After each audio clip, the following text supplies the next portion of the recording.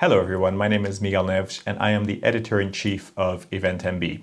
This is my weekly recap of everything that we've been looking at EventMB.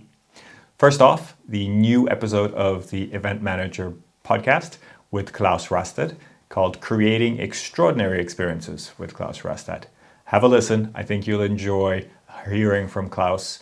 Dylan Monorchio, the deputy editor of EventMB, and myself had a really interesting chat with him. He is a master of creating extraordinary experiences, so please do check that out. One story that we looked at very carefully just yesterday was the story of LinkedIn investing in Hoppin and how they're together betting on the future of remote meetings and virtual events. This could be a real game changer in terms of how we use LinkedIn for our events. And LinkedIn has for a long time sort of neglected virtual events and business events. They do have some features, but they're quite limited. So if they do integrate with Hoppin and StreamYard as the press release suggests, then we could be in for something quite different. And I'm looking forward to finding out more about what they have in mind.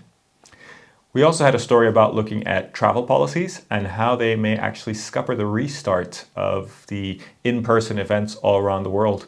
We looked at quite a few companies and associations and organizations of all sizes that still are restricting staff from any sort of business travel or the vast majority of business travel. And that may really be an issue as event organizers are hoping to attract large crowds.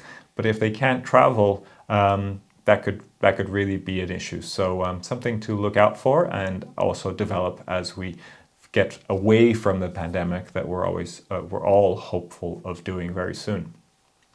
We also ran a story about the confusing travel guidelines in the UK and how that could spell trouble for European events, particularly where there's a lot of participants or exhibitors coming to and from the UK.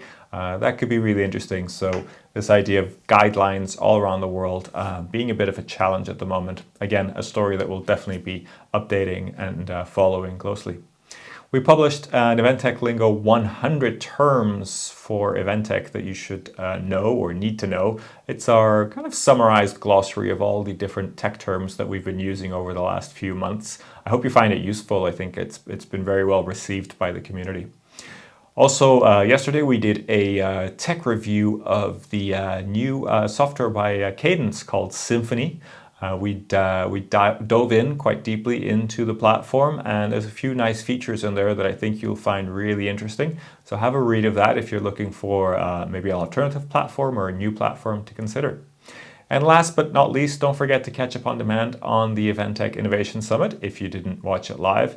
It is available. You just have to register as you would do for live, and you have access to all the sessions. It's all free. Lots of really interesting content. We talked a lot about data. We talked about technology that's just coming around the corner. So it's definitely worth investing in. And of course, if you're watching on demand, you can always skip around and see the most interesting bits. So just register to access that. I'm sure you will not be disappointed.